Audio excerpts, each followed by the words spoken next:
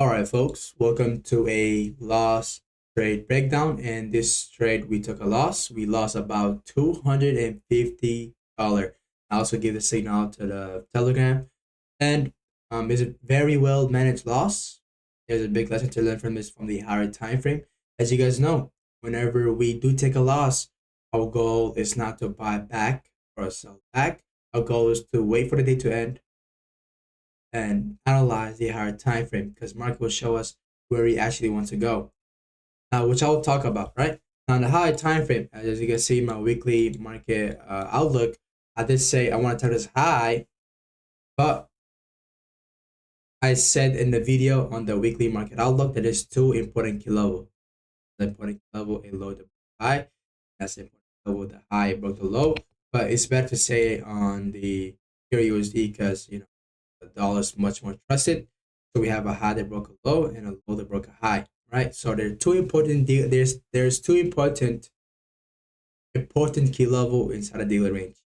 Now I thought it was gonna go soup out this one first before souping out this one or targeting this one, but it looks like it will go first up here first, soup out this one, then go down lower to the take profit, right? To the low.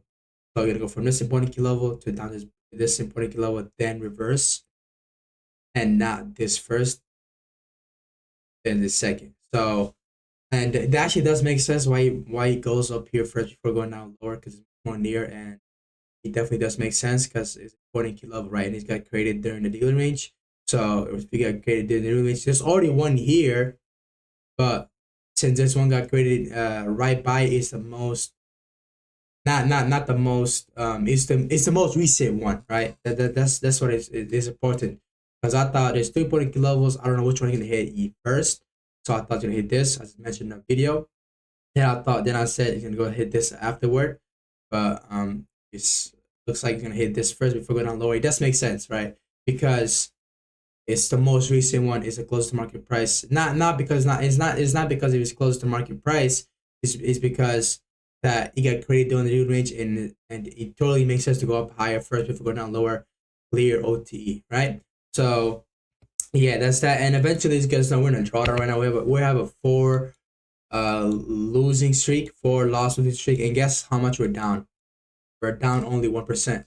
Now, if you tell me that if that's a good risk management, that's a very, very, very good risk management, right? The first loss we took was because we're in profit, so we didn't really go in drawdown. The second loss we took, we went in drawdown, but a drawdown was only a $500 loss drawdown. Eventually, we took another 250. We're taking a 250 today, and beautiful loss, right? Beautiful losses. There's a big lesson to learn. As you guys know, as I said before, once we take a trade and we take a loss, we do not want to rebuy, or we do not want to resell. We want to wait and let the market tell the true story, and we go on from there, right? So that's what we're trying to always accomplish here, right? So now we took a beautiful loss. As you guys know, the lower time frame doesn't matter if the higher time frame is wrong, right? It's as simple as that. But we lost only 1%. We're only down 1% on the account. I could bring up the portfolio, but I don't want to keep. Let me just bring it up. Bear with me here, chat. Bear with me. Bear with me. Give me a give me a little moment. But if you tell me, is that the if you tell me this that the risk management is so fucking good, right? Because especially in prop firm, you take a loss, let's say you're supposed to lose 1%, you're gonna lose fucking possibly 2%, right? Like 1.5%, 1.25%, because prop firm is gonna fuck you with spread, and especially you're not trading the same broker as the one that's mentioned on trading view, right? But the risk management is so fucking well because I take a loss, I de-risk. Next trade I take another loss, I de-risk again. Next trade I take a loss, de-risk again. Then next trade I take a loss, I'm still in the same risks, but I'm losing $250 instead of losing 1,000, right? Probably take four losses and lose 1,000 each trade. I'm losing about fucking 4,000 in that trade, right? Which is fucking horrendous if you tell me, especially in a prop firm. A 4,000 would have probably added up to 5,000 or 6,000. Because that actually in this trade, I'm supposed to be down even more than um I'm supposed to be down around. I'm not supposed to be down this much. I'm supposed to be down nine. I'm supposed to be down 75%, but I'm down 1%, right? That's huge difference, right? Now imagine that risking 1%, you're gonna be down even more, right? So let's say you go on a 10 losing streak. Before you even reach your 10 losing streak, you're gonna lose it on an eighth trade, right? You lose your account in the eighth trade because the spread, the commission adds up, right? Especially your fills, because it's not the same broker as I said before, the same broker as the one that's mentioned in TradingView, you're gonna fuck up even more, right? So it's very important for you if you're in a foreign account, because the risk management in foreign accounts are not real. So you want to de-risk all the time so you can get it. Because one trade, let's say next trade I take, if it goes on a win, I'm making everything fucking back, right? So I have no worries. I have streams of income coming in. I have crypto money coming in. Crypto's right now down. I'm not really invested in much stuff. I'm actually trying to sell, right? Not selling a spot way. I'm trying to sell on what do you call it? On leveraging, but I can't leverage, so I'm in sidelines. I'm just putting all my money on stable coins right now, just so I don't have to force it. Because I do see Bitcoin going down to 59K, and if you guys are on Telegram, I did talk about that a little bit. Bear market should be starting already. Bear market has probably already started. I do want to see a huge dump on Bitcoin. I want to buy around 59K to 49K. That's where I want to buy and spot it back up. This time I'm going to be heavily, right? I'm going to DCA. I'm going to probably put like $500 a day. That's not probably $500 a day, probably like $250 to $500 a day, and constantly DCA it up until the market's back up to all-time highs, right? Inshallah, we'll have to see how that goes. But let me show you guys these stop losses here, right? How much I'm down here. That's the account size, and I'm down about 935, which is basically $1,000, right? We try to always run it up, right? So we have $100,000 account. We're down $935 here. Let me show you guys the account right over, guys. The account or offer, right? There, right? So you can see we're down 1%. I'm very helpful. I'm very thankful for this. Maybe down 1% because um it's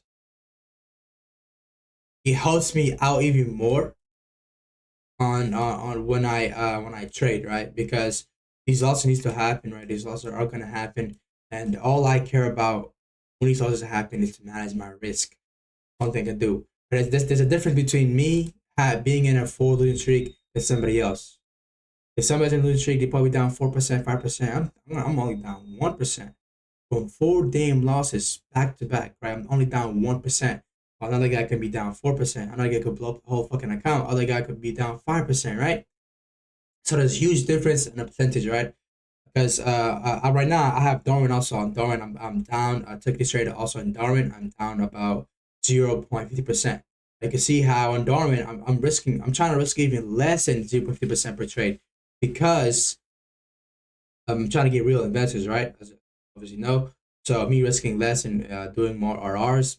That's why I focus so much on RRs, right? Because I want to risk 0.50% mark on the Darwin and just make a lot. I want to manage risks because in Darwin it's a little bit different. I'm trying to build a track record, right?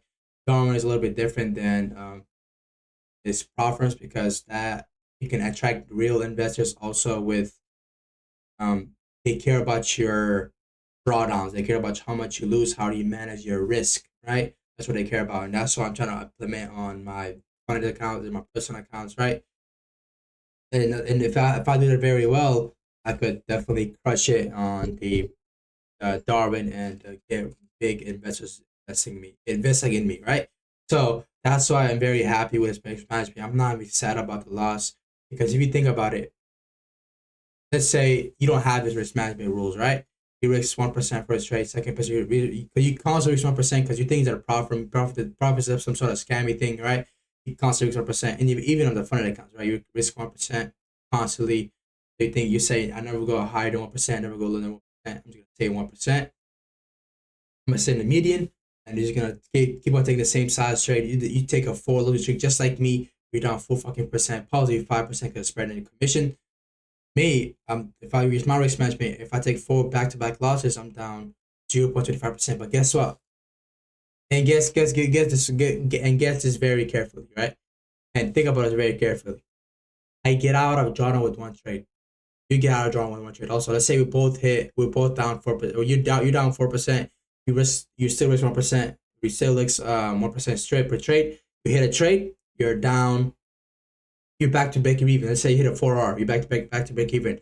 If I had a 4R, a 5R, or a 6RR, I'm right back to break even also. But the amount I risk is much lower than yours. I risk $250 than risking 1,000. Because if that trade goes on loss, right? He's down 5%. I'm down 1.25%, right? Now, as Romy mentioned this in his courses, he said after a losing streak back to back, which every trader will face. So this right here is not normal for me at all because I faced before. I faced a 31 dead ass. I'm so fucking dead ass. 31 back to back losses.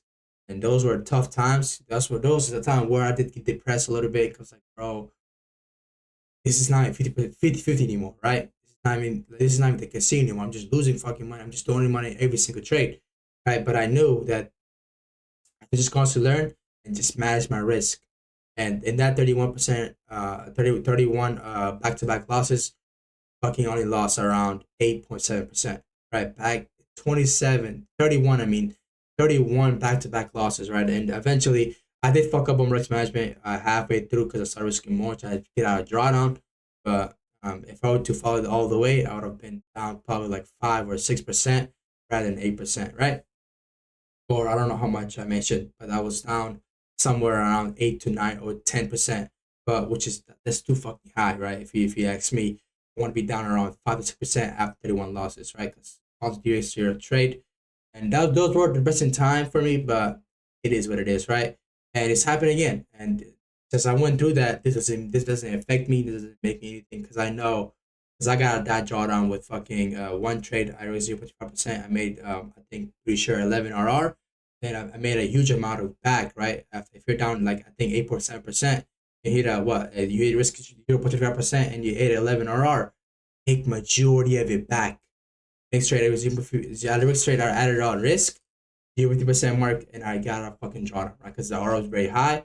Got a drawdown, get back to break even, and eventually next trade 1% again, and fucking profits, right? So that's the goal here also, and that was overall in a live account. So I could have lost a whole 100% for me to lose the account, but I was trying to do the same thing. Although the capital is way less than the prop firm. If it were the prop firm money and I lose that fucking much, 31 losses, that would have really gotten me depressed, right? But that's why risk management is so important to avoid his psychology, emotions, to avoid being a bitch, right? To avoid being a fucking soft guy. So you want to have you manage risk so you're not emotional, right? So you don't get out of nowhere, right? And this loss, I didn't feel anything. It was fucking light work, but I know why I lost. I'm gonna talk about it right here. And yeah, I took a long, which was a fair value gap above high, and you can see the fair value gap. Before we tap the fair value gap, he literally soup out the candle. He made an equal low, but the equal low it takes a portion of it. So you guys know we don't accept equal low highs and lows, right? We accept a clear valid high, valid low, right? But in this case, when we soup it out, we also made another valid low. So okay, cool. We're valid tilts to take the trade. We took the trade. We took a long over here, and eventually, market went away a little bit, and I saw it. I was like, okay, it looks a little shady. I'm going to loss.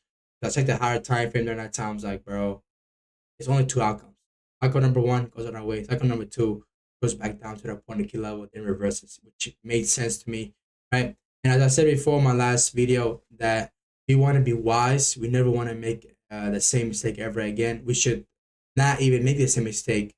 We should not even make that mistake at first place in order for us to learn, right? You want to be wise, learn from anything and everyone, learn from our consideration, write down our consideration, and which we're gonna talk about. Because this thing right here, I found out too late because I found it after fucking took the trade, right? Because after I went to draw down on the trade, and then eventually I found out, okay, it's a possibility market might retrace back down lower here before reversing, right? And I don't think market is going to retrace back down here, but could definitely do that on the dollar because dollar is much more stronger than the Euro USD when it goes down lower, right? So yeah, that's was what we got here, and I'm gonna show you guys about a higher time frame here. In the higher time frame, what do we have here? On the higher time frame, my high time frame was wrong, so as you get some lower time frame, doesn't matter if the higher time frame was wrong. Put my stop loss right below the old low, and eventually I stopped out. I was like, cool, pretty good loss. Now I wanna, because I was gonna say in my thoughts I had was like, it's just not wrong. It's just a good clear loss. But I thought like I knew like there is no such thing as a good loss. A good loss is you take a loss and you find the right bias. It's not taking a loss and you still have the same bias, right? And yes, sometimes we take a loss, right? If it's fucking shitty, then eventually you would because your low time frame entry model was wrong or something like that, right? Something wrong as well. Something was wrong in the lower time frame. Then you eventually find out, but this in this case there was nothing wrong with the lower time frame, which is primarily the higher time frame analysis, right? So that's what happened here, and we're gonna fix that up. But yeah, now in the higher time frame, as I said in my weekly market recap, I started the video also that I mentioned that there was 2 important key level in the dealing range, and this is my first time ever actually encountering this type of scenarios where there's 2 important key levels in the same dealing range. Because in this case, in this dealing range, market never had 2 important key levels; it only had one, right?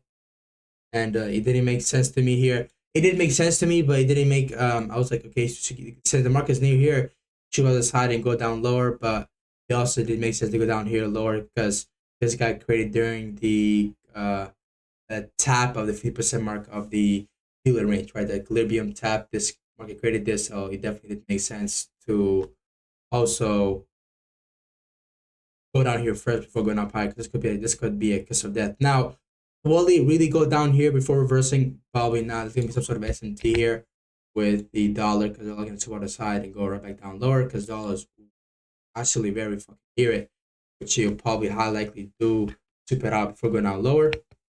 But because it makes sense, right? You can look at it, right? OTE go up higher, right? OTE go down lower, right? So it definitely does make sense to go back up higher. Now, that's the lesson. Is just only one lesson, which it could be that, and it not could be that. It is that. Now, the lesson is that whenever there's 2 important key levels in a dealing range, I will take the one that I will my drawn liquidity will be the one that's the most recent to the market. The one that's recently created, right? This one got created way before than this one, right? In this case, you guys know, this one clearly makes sense because OTE, right? So since it's the OTEs, are highly gonna go back to the reset one before going up higher, right? So or down lower, and that's overall a lesson we can take out of this. The hard time for wrong, right? But I'm happy. I'm happy now. I know where the market wants to high likely go before reversing, right? Which you still want to go down here before going up higher. Now it's probably not gonna get tapped. Probably gonna have some sort of SMT, right? Because the dollar is gonna go high likely go up higher, then go down. Probably gonna go have some sort of SMT with it. Now, as you guys know, we're in dealer range, right? So in dealer range, there is no such thing as SMT, right?